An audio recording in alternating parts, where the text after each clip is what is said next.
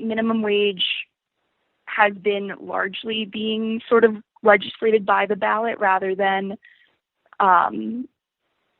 state houses, and not really by the federal government. So the wage raises by the ballot were fairly successful this year. And I think they did fairly okay in 2012 too. And just that really seems right now for people to be the way to pass minimum wage increases. It's becoming a more popular initiative. A couple of cities have tried it out.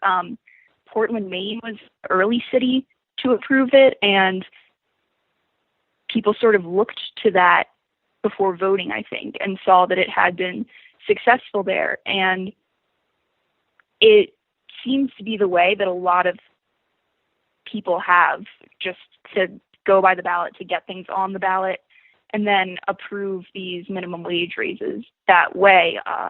It's a much different process than trying to, get people into a state legislature who would then approve it.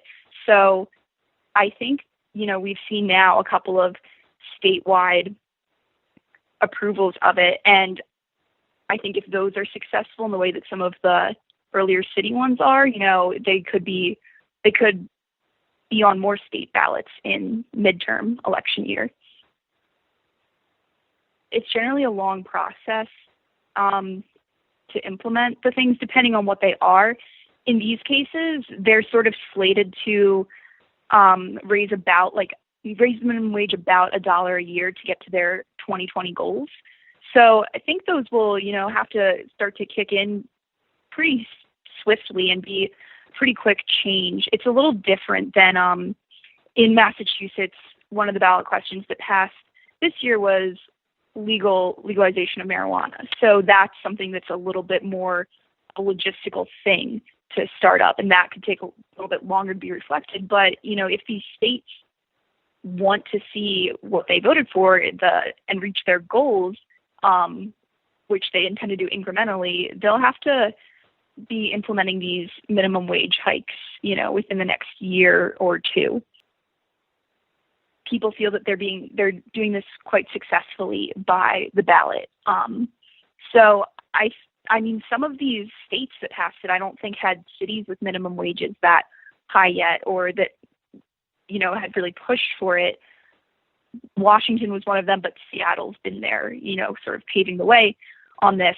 But I think that a lot of states are really seeing that this so far has not been the economic hit to businesses that some people, had worried that a shock to the local system could be.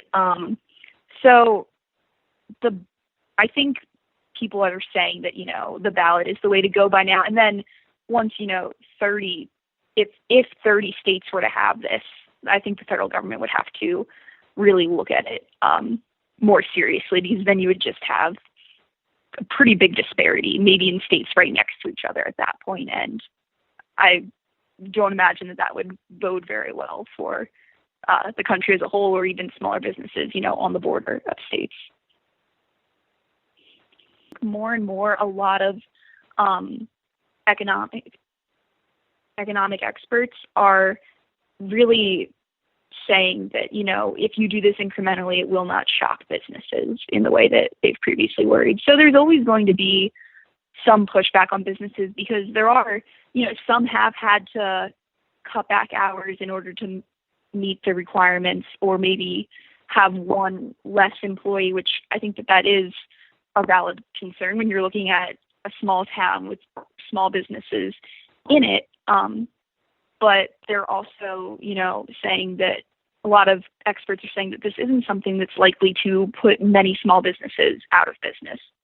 So I think it really, in that case, there are some cases that will really be individualized in how well businesses can cope. But there really haven't been too many huge price hikes on commodities or food or whatever in return for businesses having to spend a little bit more. when I spoke to one person who's really studied this and where it's occurred so far, it seems like it might not be, it might sort of keep things a little bit in the middle.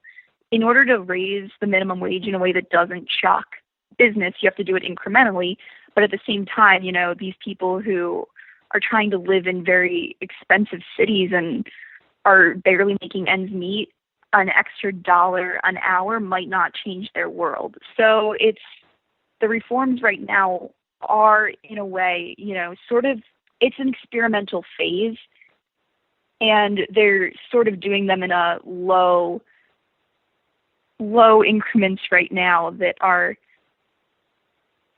might not, show these huge shifts in how these hourly wage workers are able to live.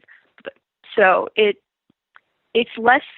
seems to be less extreme than anyone had sort of hoped or feared, which in some cases is good, but it is, things are, sort of swinging back and forth, and it seems like possibly settling in the middle again. There, it's Baby Gator, here to answer your question.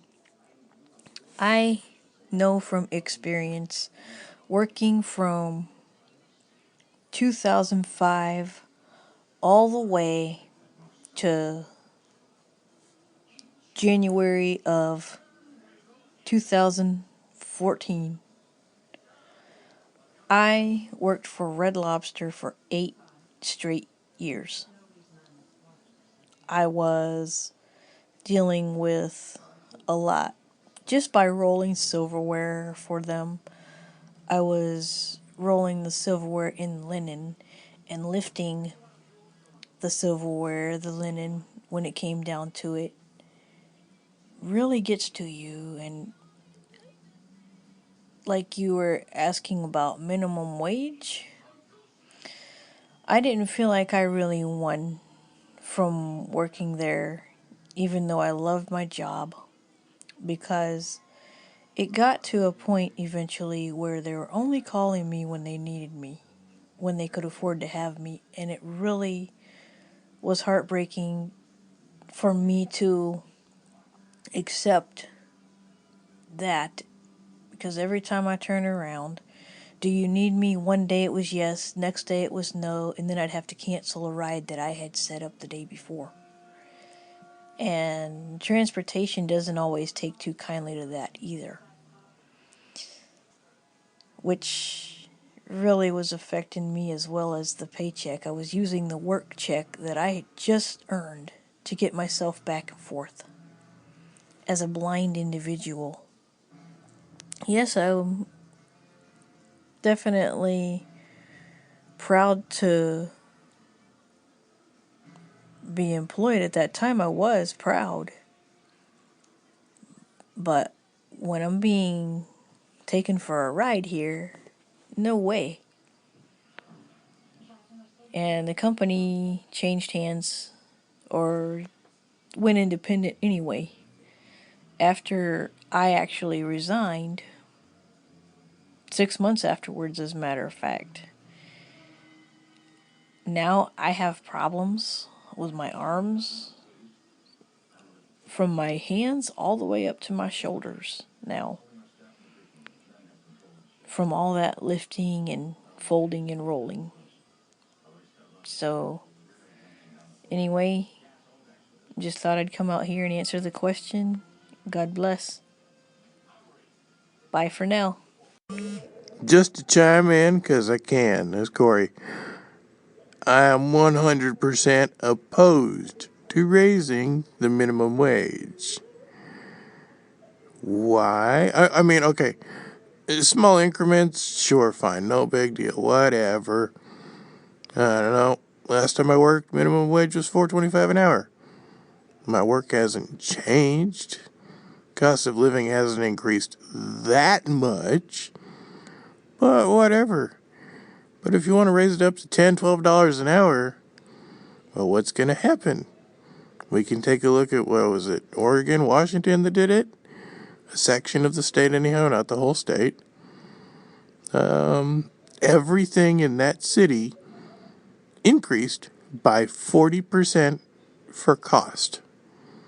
So, yeah.